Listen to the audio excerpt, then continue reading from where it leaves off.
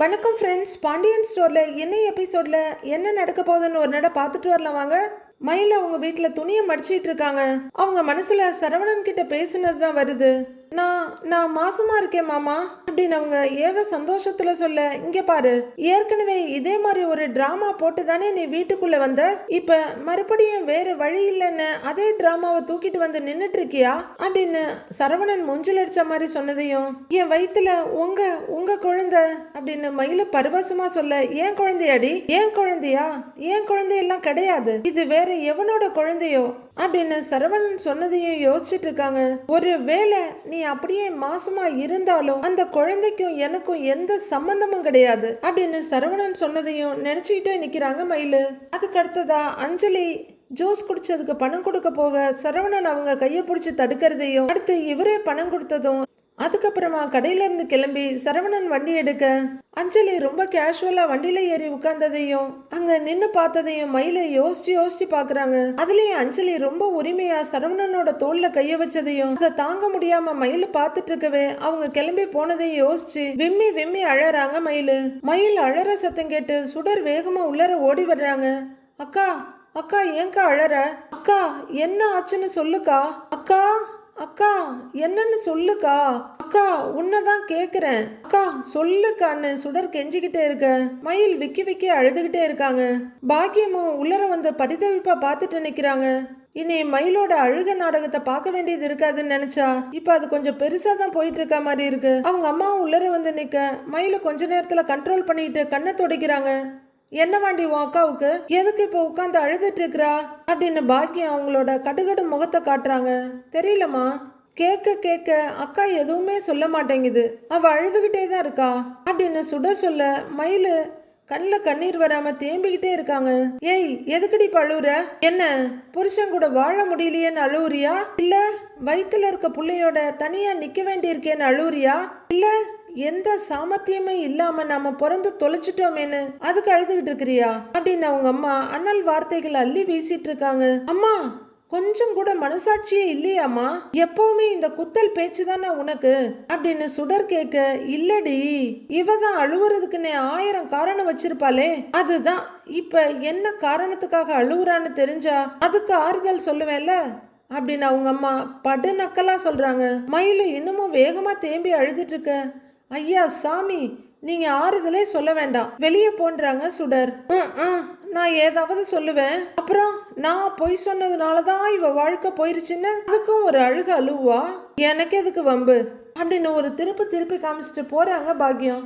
மயில இன்னும் விக்கி விக்கி அழுதுட்டு இருக்க, அக்கா அழாதக்கா ப்ளீஸ்கா அப்படின்னு சுடர் மயிலோட முதுகுல ஆறுதலா தட்டி கொடுக்க அப்படியே சுடரோட இடுப்ப பிடிச்சிக்கிட்டு வயிற்றுல சாஞ்சிக்கிட்டு அழறாங்க மயிலு. வீட்டுல கோமதி ஏதோ ஒரு காயோட கத்திய வச்சு சண்டை போட்டுட்டு இருக்க டைனிங் டேபிள்ல அவங்க எதிரில் உட்கார்ந்து இருக்காங்க அரசி. பாட்டி ஒரு இடத்துல உட்காந்து வெத்தலைக்கு சுண்ணாம்பு தடவிட்டு இருக்காங்க. பாண்டியன் குளிச்சுட்டு தலையை தோட்டிட்டு வர்றாரு. ரூம்குள்ள வர்றவரு பீரோவை திறந்து அங்கன்னு தேடி பாக்குறாரு. எங்க ஒரு சட்டையை கூட காணோம், ஒருவேளை துவைக்காம போட்டிருப்பாளோ, கொடுமடா அப்படின்னு சொல்லிக்கிட்டே வெள்ளையா தெரியுதுன்னு ஒண்ணு உருவ அது கீழே விழுந்துருது. எடுத்து பார்த்தா அது ஒரு வேஷ்டி. அதை அப்படியே ஒரு சுருட்டி உள்ளர தூக்கி போடுறாரு. ஏய் கோமதி அப்படின்னு கோவத்தோட கூப்பிடுறவரு கண்ட்ரோல் பண்ணிக்கிட்டு அப்படின்னு சொல்லிக்கிட்டே ஹேங்கர்ல தொங்குற சட்டையை எடுத்து பாக்குறாரு. அதுவும் ரொம்ப அழுக்கா இருக்கு, வேண்டான்னு கீழே போடுறாரு. அடுத்ததா அழுக்கு துணிங்க இருக்க பேஸ்கெட்டை திறந்து பார்க்க உள்ளர ஒயிட்டா ரொம்ப கிடக்கு. அதுல இருந்து ஒன்னை எடுத்து பார்த்துட்டு அப்படின்னு திரும்ப போடுறாரு. ரூம்ல இருந்து அவர் வெளியே வந்து டைனிங் டேபிள் கிட்ட நிக்க, என்னோட கழுத்து ஒரே நேர்பார்வையில பிக்ஸ் ஆயிடுச்சு, அக்கம் பக்கம் திரும்பாதுன்ற மாதிரி கோமதி உட்கார்ந்து இருக்காங்க. ஏன்பா அரசின்னு கூப்பிட என்னப்பான்னு பாக்குறாங்க அவங்க.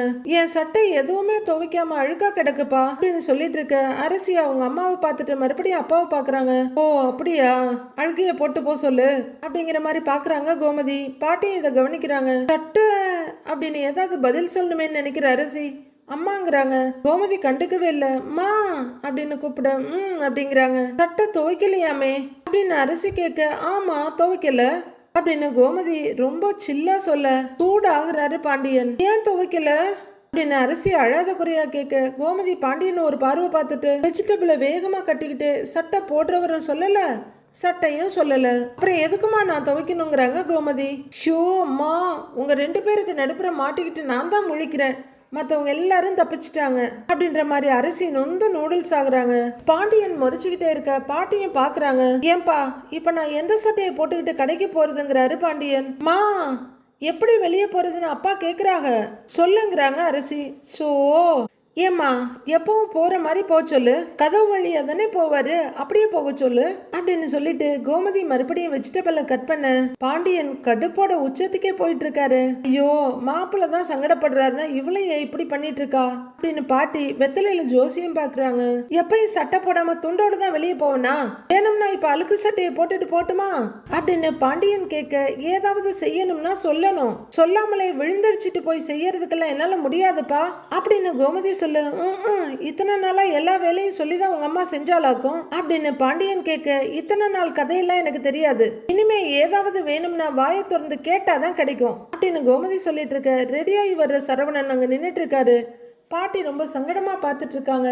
அம்மா என்னாச்சுமா, என்ன பிரச்சனைங்கிறாரு சரவணன். எனக்கு எந்த பிரச்சனையும் இல்லடா அப்படின்னு கோமதி கூலா சொல்ல, டேய் ஒரு சட்டையை கூட துவைக்காம எல்லாத்தையும் அழுக்கா போட்டு வச்சிருக்காடா அப்படின்னு கம்ப்ளைண்ட் பண்றாரு பாண்டியன். ஏமா துவைக்கல அப்படின்னு சரவணன் கேட்க, ஷோ இவனுக்கு வேற விளக்கம் கொடுக்கணுமா அப்படிங்கிற மாதிரி பாக்குற கோமதி, என்கிட்ட யாருமே சொல்லல சரவணா, அப்புறம் நானா போய் தொட்டு ஏன் சட்டையை ஏன் தொட்டீங்கன்னு என் கூட சண்டைக்கு வந்துட்டாங்கன்னா அப்படின்னு கோமதி சொல்ல, அப்பா நான் என்னப்பா பண்றது, வேணும்னா நானே துவைச்சு தருவாங்கிற மாதிரி பாக்குறாரு சரவணன். இப்பெல்லாம் இந்த வீட்டுல நான் யாரு, எனக்கு என்ன உரிமை இருக்கு, என்ன பண்ணலாம் என்ன பண்ணக்கூடாதுன்னு எனக்கு எதுவுமே தெரியலையே அப்படின்னு கோமதி சொல்லிட்டு இருக்க. பாட்டிக்கு தான் ரொம்ப சங்கடமா இருக்கு. பாண்டியன் சரியான டென்ஷனோட முகத்தை திருப்புறாரு. சே இழிச்சுவாய், நான் தான் மாட்டிக்கிட்டேன்னு அரசி பாக்குறாங்க. என்ன ஆட்டம் ஆடினீங்க, என்ன பேச்சு பேசுனீங்க, இப்ப என்ன பேசுங்க பாக்குறேன் அப்படிங்கிற மாதிரி கோமதி பார்க்க பாண்டியன் ஏக டென்ஷனாகி ஏன்னு கத்துறவரு அங்க மாமியார் இருக்கதை பார்த்துட்டு அப்படியே அமைதியா அதிக்கிறாரு. சேரை பிடிச்சி ஒரு உழுக்கு உழுக்கிட்டு உள்ளர போறாரு. இந்த அட்டம்ப்ட்லயே ரிசல்ட் வரலையா அப்படின்ற மாதிரி ஒரு பார்வை பார்த்துட்டு கோமதி வெஜிடபிள கட் பண்றாங்க. வேற வழி இல்லாம ஹேங்கர்ல இருக்க சட்டையெல்லாம் எடுக்கிறாரு பாண்டியன். எனக்கு துவைக்க தெரியாதா, இவ துவைச்சு கொடுத்துதான் நான் சட்டை போட்டுட்டு வெளியே போகணுமா, தெரியாத வேலையா இருக்கு அப்படின்னு கூடையில இருக்க துணி ஹேங்கர்ல இருக்கிறதுன்னு எல்லாத்தையும் அள்ளிக்கிட்டு போறாரு பாண்டியன். அம்மா அப்பா தான் கோவப்படுறாரு, நீ கொஞ்சம் அனுசரிச்சு போலாம் இல்லம்மா அப்படின்னு சரவணன் கேட்டுட்டு இருக்க. பாண்டியன் கை நிறைய துணியோட வெளியே வர்றாரு. அப்பா துணியெல்லாம் எடுத்துட்டு எங்க போறீங்க, என்ன பண்ண போறீங்கன்னு தடுத்து நிறுத்து கேக்குறாரு சரவணன். டேய் அழுக்கு சட்டையை போட்டுட்டு வெளியே போக முடியாதுல்ல, அதான் நானே துவைச்சுக்கலாம்னு எடுத்துட்டு போயிட்டு இருக்கேன் அப்படின்னு பாண்டியன் சொல்ல, ஐயோ இவரு துவைக்க போறாரா, துணிங்களோட நிலைமை அப்படின்னு பாக்குறாங்க கோமதி. அரசியும் அச்சோன்னு பாத்துட்டு இருக்க. அப்பா நீங்க எதுக்குப்பா துணியெல்லாம் துவைச்சுக்கிட்டு, கொடுங்கப்பா நான் துவைச்சு தரேன் அப்படின்னு வாங்குறாரு சரவணன். இலையிலேலி போடா, யாரும் எனக்கு எந்த உதவியும் பண்ண வேண்டாம், நீ துணியை துவைச்சிட்டு இருந்தா கடையை யாருடா துறப்பா, நீ போய் கடையை துறப்போ அப்படின்றாரு பாண்டியன். இல்லப்பா கொடுங்கப்பா நான் பாத்துக்கிறேன்னு துணியை கேக்குறாரு. இலை கடையை துறக்கிற நேரமாச்சு, போய் கடையை துறடா, கடையை துறடான்னு சொல்லிக்கிட்டு இருக்கிறேன், சும்மா இங்க நின்னுட்டு போடா அப்படிங்கிறாரு பாண்டியன். அப்பா அப்படின்னு அரசி எழுந்து வர, அப்பா கொடுங்கப்பா நான் துவைச்சு தரேன் அப்படின்னு மறுபடியும் துணியை பிடுங்குறாரு சரவணன். டேய் விட்றா, போய் கடையை துறடான்னு சொல்லிட்டு இருக்கிறேன் அப்படின்னு அவர் சொல்லிட்டு இருக்க. அப்பா அப்பா பாப்பா என்கிட்ட கொடுங்கப்பா நான் துவைச்சு தரேன்னு அரசி கைய நீட்டுறாங்க. நீ போப்பா, நீ போய் படிக்கிற வேலையை பாருங்கிறாரு அவரு. நான் துவைச்சிட்டு அப்புறம் படிக்கிறேன்ப்பா, கொடுங்கப்பா அப்படின்றாங்க அரசி. சொன்னா கேளுப்பா, அப்பா சொல்றது கேப்பியா கேட்க மாட்டியான்னு அவர் சொல்லிட்டு இருக்க. அரசி கையெடுக்கிறாங்க. அப்பா கொடுங்கப்பா என்னப்பாங்கிறாரு சரவணன். எலே அவங்க வேலையை அவங்கவுங்க பாருங்க அப்படிங்கிற பாண்டியன் கோமதியை பார்த்துக்கிட்டே, என் வேலையை எனக்கு பார்த்துக்கிட்டு தெரியும், எலே நீ போய் முதல்ல கடையை தரடா அப்படிங்கிற பாண்டியன் துணி அள்ளிக்கிட்டு பின்பக்கம் போறாரு. அப்பான்னு அரசியும் சரவணனும் கூப்பிட்டுக்கிட்டு போற வரைய பாத்துட்டு இருக்காங்க. ஐயோ அம்மா ஏம்மா இப்படி பண்றீங்க, நீங்களாவது கொஞ்சம் விட்டு கொடுக்க கூடாதான்னு ஏக்கமா அம்மாவை பாக்குறாரு சரவணன். பாவம் துணியெல்லாம் அள்ளிட்டு போறாரு, என்ன பண்ண போறாரோ தெரியலையே அப்படின்னு பாண்டியனுக்கு பாவம் பார்த்து யோசிச்சுட்டு இருக்காங்க கோமதி. ரெண்டு பேரும் இப்படி முரண்டு பிடிச்சிங்கன்னா நாங்களாம் என்னதான் பண்றதுன்னு வெறுப்போடு சரவணன் தள்ளுப்பா அப்படின்னு அரசியை நகர்த்தி விட்டுட்டு போயிட்டு இருக்காரு. அவங்க அம்மாவும் ரொம்ப சங்கடத்தோட பாத்துட்டு இருக்க. எதையோ யோசிக்கிற கோமதி கத்திய வச்சுட்டு எழுந்திருக்கிறாங்க. அவங்க மெதுவா கொல்லப்பக்கம் எட்டி பார்க்க அங்க பாண்டியன் துணிய சோப்பு போட்டு சோப்பு கீழே போட்டு அதை எடுத்து மறுபடியும் போட்டு தடவுன்னு தடவி தண்ணி அள்ளி ஊத்தி கும்மிட்டு இருக்காரு. கோமதி ஒரு ஓரமா வந்து நின்னு பாத்துட்டு இருக்காங்க. ஒரு சட்டையை துவைக்கிறதுக்குள்ளேயே ஊன்னு நெளியிறவரு குறுக்கெல்லாம் வலிக்குது ஆத்தாடி உஃப் அப்படின்னு பெருமூச்சு விட்டுட்டு மறுபடியும் துவைக்கிறாரு. மறுபடியும் 2 தடவை கும்மிட்டு துவைக்கிறதும் கஷ்டமான வேலை தான் போல அப்படின்னு நிமிர்றவரு நெத்தியில வழியிற வேர்வையெல்லாம் தொடச்சிட்டு இருக்காரு. கொடுமடா அப்படின்னு வழக்கம் போல சொல்லிட்டு மறுபடியும் கும்மி எடுத்துட்டு இருக்காரு. கோவக்கார கோமதி கோமதி உன்னை என்ன பண்றேன் பாருடி அப்படின்னு அவரோட சட்டையவே கோமதியா நினைச்சு குமரி எடுத்துட்டு இருக்காரு பாண்டியன். துணி துவைக்கிற நிலைமைக்கு வந்தோம் திமிர அடங்கல அப்படின்னு கோமதி பார்த்து சிரிச்சிட்டு இருக்க 2 குமுறவரு அதுக்கு மேல முடியாம டொப்புன்னு தூக்கி போட்டுட்டாரு. நல்லா வேணும்னு கோமதி பாத்துக்கிட்டு இருக்க ஒரு சட்டை துவைக்கிறதுக்குள்ள உசுறு போகுதே அப்படின்னு எப்படியோ கஷ்டப்பட்டு கும்மி துவைச்சு எடுக்கிறாரு பாண்டியன். அடுத்த சட்டையை எடுத்துட்டு இன்னைக்கு எங்க இம்புட்டு சட்டையை துவைக்க நீ பொழுதே போயிரும் போல இருக்கே அப்படின்னு புலம்பிக்கிட்டே பாண்டியன் அடுத்த சட்டைக்கு சோப்பு போட துவைக்கட்டும் அப்படின்னு கோமதி பார்த்துட்டு இருக்காங்க. கொஞ்ச நேரத்துக்கு அப்புறம் சட்டையை உதறி ஒரு வழியா துவைச்சு முடிச்சாச்சு அப்படின்னு உதறி புளிஞ்சு காய போட்டுட்டு இருக்க கோமதி ஜாலியா பார்த்து சிரிச்சிட்டு இருக்காங்க. கோமதி உன்னை விட நல்லா துவைச்சிட்டேன்டி நானு அப்படின்னு அவரு கடுப்பா துணியை முறுக்குன்னு முறுக்கிட்டு இருக்க. துவைங்க யார் வேணான்னது வேணா என்னையும் கூட சேர்த்து துவைங்க அப்படிங்கிற மாதிரி கோமதி ஒரு பார்வை பார்த்துட்டு ஒரு திருப்பிட்டு போயிடுறாங்க அங்க இருந்து. ஒரு வழியா பாண்டியன் துவைச்சு காய போட்டுட்டு இருக்க பாட்டிக்கு ரொம்ப பரிதவிப்பா இருக்கு. வீட்டுல இப்படி எல்லாம் ஆளாளுக்கு இருந்தா நல்லாவா இருக்குன்னு அவங்க ரொம்ப யோசிச்சுட்டு உட்கார்ந்து இருக்காங்க. அரசி படிச்சுட்டு இருக்காங்க. கோமதி பின்பக்கத்துல இருந்து உள்ளர வர கோமதின்னு அவங்க அம்மா கூப்பிட உட்கார போன கோமதி திரும்பி பாக்குறாங்க. என்னடி பண்ணிட்டு இருக்கிற அப்படின்னு கேட்க என்னம்மா நான் என்ன பண்ணேங்கிறாங்க கோமதி. எதுக்கு இம்புட்டு வீம்பு அப்படின்னு அவங்க அம்மா கேட்க எனக்கு ஒன்றும் வீம்பெல்லாம் இல்லம்மா அப்படின்றாங்க கோமதி. அப்புறம் அப்படின்னு பாட்டி கேட்க இப்படி ஏதாவது பண்ணினாலாவது அவர் என்கிட்ட பேச மாட்டாருன்னு நான் பார்த்துக்கிட்டு இருக்கிறேன் அப்படின்னு கோமதி சொல்ல பதிலுக்கு பதில் என்ன யாருக்கு தான் இறங்கி வர தோணும். கொஞ்சம் தன்மையா பேசி பார்க்க வேண்டியது தானே அப்படின்னு அவங்க அம்மா கேட்க அதெல்லாம் நல்லாவே பேசி பார்த்துட்டேன். அவர் தான் புரிஞ்சுக்கவே இல்லையே. எம்பிட்டு நாளைக்கு இப்படி இருக்காருன்னு நானும் பாக்குறேன் அப்படின்னு கோமதிய முகத்தை இடிச்சு தோலை பேத்துக்கிட்டு அங்கிருந்து போறாங்க. ஏய் என்னடி இதெல்லாம் கடையிலயும் வேலை பார்த்துட்டு வீட்லயும் வந்து வேலை பார்க்கணும்னா பாவம் இல்லைங்கிறாங்க அவங்க அம்மா. எனக்கு மட்டும் தெரியாதா என்னன்னு பாக்குற கோமதி பாவம் தான். யாரும் இல்லைன்னு சொன்னாங்க. சட்டையை துவைச்சு கொடு கோமதின்னு சொன்னா ஒரு வார்த்தை சொன்னா குறைஞ்சா போயிடுவாரு. கூடவே இருப்பாரா ஆனா பேச மாட்டாராம். எனக்கு கஷ்டமா இருக்காதாம்மா அப்படின்னு கோமதி கேட்க அவ சொல்றது நியாயம் தானே என்ன சொல்றதுன்னு பாட்டி பாக்குறாங்க. கோமதி பூஜை ரூம்குள்ள போக பாண்டியன் துவைச்சு முடிச்சுட்டு அவங்க ரூம்குள்ள போயிட்டு இருக்க கோமதி அவரை பாவமா பார்த்துட்டு இருக்காங்க. பாட்டிக்கு ரொம்ப சங்கடமா இருக்கு. அவங்களும் பாவமா பார்த்துட்டு இருக்காங்க. உள்ளர வர்ற பாண்டியன் இந்த பக்கமும் அந்த பக்கம் பார்த்துட்டு சட்டை காயறதுக்கு ரொம்ப நேரம் ஆகுமே எப்ப சட்டை காஞ்சி அதை தேய்ச்சி அப்படின்னு யோசிச்சுட்டு மறுபடியும் போய் பீரோவை திறக்கிறாரு. பீரோவுல இருந்து தொலாவை பிடிச்சி இருக்கிறத போட்டுட்டு போவோன்னு சொல்லி ஒரு மஸ்டர்ட் எல்லோ ஷர்ட் எடுக்கிறாரு. கோமதி ரொம்ப சின்சியரா சாமி படத்தெல்லாம் தூசி தட்டிட்டு இருக்க மஸ்டர்ட் எல்லோ ஷர்ட்டு பிளஸ் வேஷ்டி கையில பேக்னு வெளியே வர்றாரு அவரு. கோமதி அவரு ஒரு பார்வை பார்த்துட்டு படக்குன்னு முகத்தை திருப்பிக்கிறாங்க. பாண்டியனு வேணும்னே வந்து உங்களுக்கு நேர எதிரிலேயே நிக்கிறாரு. அடுத்ததா பாட்டி கிட்ட வந்து இங்க பாருங்க அத்தன்னு சொல்ல அவங்க திரும்புறாங்க.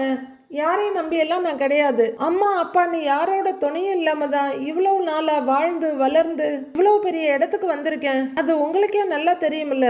இவ்வளவும் தனியா செஞ்ச என்னால ஏன் துணி எனக்கு துவைக்க தெரியாதா அப்படின்னு கோமதியை பார்த்துக்கிட்டே சொல்றாரு பாண்டியன். மாமியாரோட சாரியும் மருமகனோட ஷர்ட்டும் ஒரே கலர்ல இருக்கு. எல்லா டைலாக்கையும் சொல்லி முடிச்சுட்டு ஒரு பெருமூச்சு விட்டுட்டு வரேன் பாரசி அப்படிங்கிற பாண்டியன் அந்த பக்கமா சுத்தி வந்து கோமதியை ஒரு முறைச்சிட்டு படிப்பான்னு அரசிக்கிட்ட சொல்லிட்டு கிளம்புறாரு. அது வரைக்கும் சீரியஸா தூசி தட்டிட்டு இருந்த கோமதி அங்க வச்சுட்டு ஆமா இதுக்கு மட்டும் குறைச்சல் இல்ல இப்படிலாம் பேச்சு பேசுறாரு. இவ்வளவு நேரம் நானும் எல்லாத்தையும் பார்த்துட்டு தானே இருக்கேன். இப்ப வந்து இப்படி பேசுறாரு அப்படின்னு நொடிச்சுக்கிட்டே அவங்க வர ஏய் என்னடி நீ பண்றது எதுவுமே சரியா படல. இதெல்லாம் எங்க போய் முடிய போகுதுன்னு தெரியலங்கிறாங்க பாட்டி. அப்படின்னு கோமதி பார்க்க வர நீ ரொம்ப ஓவரா பண்றமா அப்படின்னு அரசி சொல்ல ஆமாண்டி நான் பண்றது மட்டும்தான் உங்களுக்கு ஓவரா தெரியும். பேசாம இரு வரட்டும் பாத்துக்கிறேன் அப்படின்னு முகத்தை ஒரு வெட்டிட்டு போறாங்க கோமதி. அட கடவுளே இவ அண்ணனுங்க தான் கோவக்காரனுங்க புடிவாதக்காரனுங்கன்னு பார்த்தா இவ இவ்வளவு பெரிய கோவக்காரியா இருக்காளே அப்படின்னு பயந்து போய் பார்த்துட்டு இருக்காங்க பாட்டி. செந்தில் அவரோட ஆபீஸ்ல வேலை பார்த்துட்டு இருக்க கூட கொலீக்ஸ் எல்லாம் அங்கங்க வேலை பார்த்துட்டு இருக்காங்க. டீ கொண்டு வர ஒரு அண்ணன் இந்தாங்கண்ணேன்னு கொண்டு வந்து வைக்க தேங்க்ஸ்ன்னு வாங்கிக்கிறாரு. மொபைல்ல மெசேஜ் சவுண்ட் வர செந்தில் எடுத்து பாக்குறாரு. மாமா ஏதோ மெசேஜ் அனுப்பியிருக்காரு அப்படின்னு அதை ஓபன் பண்ணி வாய்ஸ் நோட் ஆன் பண்றாரு. மாப்பிள அப்படின்னு அவர் ஆரம்பிக்க ஐயோ அலருதே அப்படின்னு சவுண்ட குறைச்சிட்டு கேட்க மாப்பிள்ள, நான் தான் மாமா பேசுறேன். நான் சொன்னேன்ல, அவர் இன்னும் கொஞ்ச நேரத்துல வந்துருவாரு. அவருக்கு நல்லபடியா வேலையை முடிச்சு கொடுத்து அனுப்புங்க அப்படின்ற வாய்ஸ் நோட்டை கேட்டுட்டு அப்படியே கலங்கி போய் உட்கார்ந்துருக்காரு செந்தில். அவரோட கையெல்லாம் ஒரு மாதிரி நடுங்க ஆரம்பிச்சிருது. சப்போர்ட்டுக்காக சேரோட கைப்பிடியை பிடிக்கிறாரு. ரொம்ப நர்வஸா ஃபீல் பண்றாரு. சுத்தி முத்தி பார்வையை ஓட விடுறாரு. நெத்தியில கழுத்துலன்னு அப்படியே வியர்த்து வழியுது. மெதுவா பேண்ட் பாக்கெட்டுக்குள்ள கையை விட்டு கர்ச்சீஃப் எடுத்து மெல்ல மெல்ல ஒத்தி எடுக்கிறாரு. சட்டன்னு ஹார்ட் அட்டாக் வந்த மாதிரி ரொம்ப படபடப்பா இருக்கிறவரு ரொம்ப அன்ஈசியா ஃபீல் பண்றாரு. கர்ச்சீஃப் எடுத்து இன்னொரு தடவை தொடச்சிட்டு உள்ளர வைக்கிறவரு மொபைலை மெதுவா எடுத்து அதையே கொஞ்ச நேரம் பாக்குறாரு. அப்புறம் ஓகே மாமான்னு அவருக்கு மெசேஜ் அனுப்புறாரு. அவங்கவுங்க அங்கங்க வேலை பார்த்துட்டு இருக்க செந்திலால யாரோட கண்ணையும் நிமிர்ந்து கூட பார்க்க முடியல. அப்போ அட்டெண்டர் நேரா ஒருத்தர் ஃபைல் எடுத்துட்டு செந்தில் கிட்ட வர்றாரு. சார், உங்க மாமனார் அனுப்புனதா சொல்லி ஒருத்தர் உங்களை பார்க்க வந்திருக்காரு அப்படின்னு சொல்ல செந்திலுக்கு தூக்கி வாரி போடுது. அவரு பயத்தோட எழுந்திருக்க முயற்சி பண்ணி மறுபடியும் உட்கார என்னாச்சு இவருக்குன்ற மாதிரி அட்டெண்டர் பாக்குறாரு. அவருக்கு ஒன்னும் புரியல. ஒரே குழப்பமா செந்திலையும் அவர் கூட வந்தவரையும் மாறி மாறி பாக்குறாரு. செந்திலோட நாக்கு தொண்டை எல்லாம் வறண்டு போயிடுது. கஷ்டப்பட்டு எச்சில் முழுங்குறாரு. அவரோட இந்த மாற்றத்தை பார்த்துட்டு சார் சார்னு கூப்பிடுறாரு அட்டெண்டர்.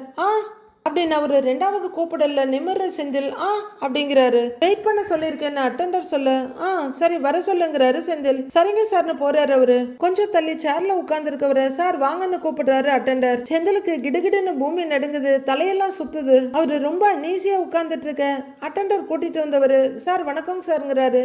வணக்கம் வணக்கம் உட்காருங்கன்றாரு செந்தில். சரிங்க சார்னு உட்கார்றவரு என் பேரு ராஜேந்திரன். ரவி சார் தான் உங்களை போய் பார்க்க சொன்னாருங்க அப்படின்னு அவரு சொல்ல செந்தில் தெருன்னு இந்த பக்கமா அந்த பக்கமா முழிச்சிட்டு பாக்குறாரு.